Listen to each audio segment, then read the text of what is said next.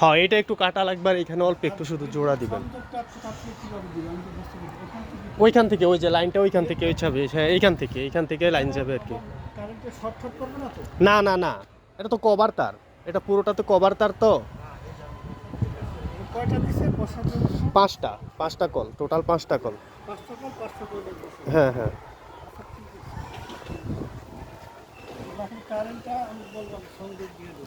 আর এই পাইপটা একটু বাড়াই দিলে পানিটা এখানে পড়বে না। হ্যাঁ হ্যাঁ, এই যে এটা।